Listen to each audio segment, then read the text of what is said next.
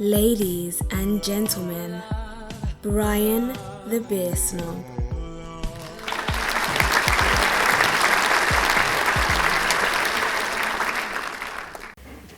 Hey everybody, welcome back to the Hardport Pub. It's me and Wolfie down here getting ready to dive into this second beer from this guy right here. You guys know Chase over there at Nutmeg 2 Palmetto. I'm gonna try this brand new eyes. I sure could use a pair of those. You see, I gotta wear glasses. My eyes are old and tired and they've seen a lot of things, so they don't work as good as they used to. But some brand new eyes sounds like just a thing to hit the spot right now. It's a blended farmhouse ale, coming in at 5.5% alcohol by volume. And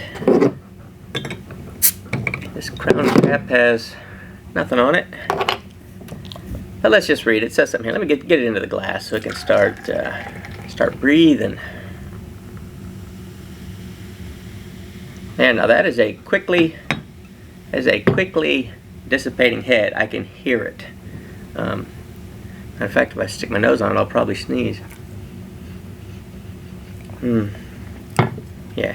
Quickly subsiding head. Let me just read. Wolfie is just such an attention hog. He's got to come nudge me. You got to nudge me and say, hey, your hand is not doing anything. It needs to be deep inside my ear, scratching my brain. See, he always makes me do this, and then he won't let me stop. Wolfie, please. Oh. So it says here, a farmhouse ale with aromas of citrus and earth from the use of Maluka hops, light in color and grain to allow the complexity of our house yeast to shine through. We bottle condition for 1 month with Brettanomyces and a select wine yeast to further push the complexity of this 5.5% Saison. Cheers! So you see, this head is completely subsided, and I do remember when I first took it out of the package, there was quite a bit of sediment and goodies in the bottom of the bottle, so I still have about 2 inches left in there, so I'll give that a swirl and dump it in and see what kind of goodness comes out. Smells wonderful. Cheers, Wolfie. Ooh. Ooh. That does, sounds like the herd of thundering elephants upstairs is active. Okay. I've had farmhouse ales before. For me, they weren't really exciting. However, this one here is different. This one is a blend of, when they say it's the complexity of it, this is a very complex beer right here. It's got a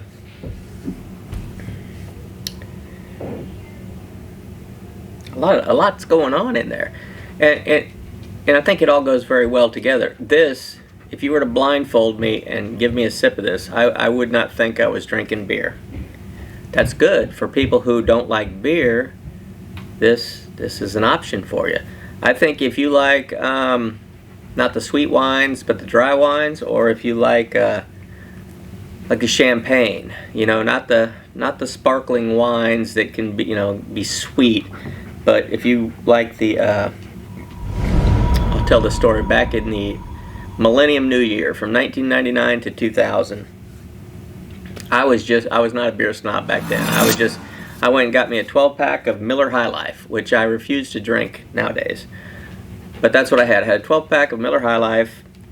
I bought a bottle of Asti Spumante, which was like $9 for the bottle. And I don't know, I think that's considered a sparkling wine.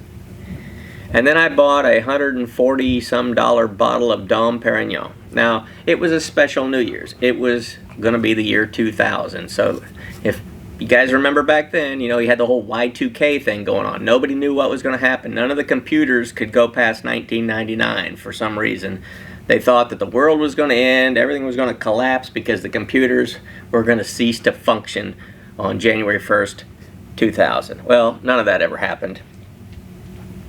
But so I was drinking the Miller High Life up until, you know, the countdown.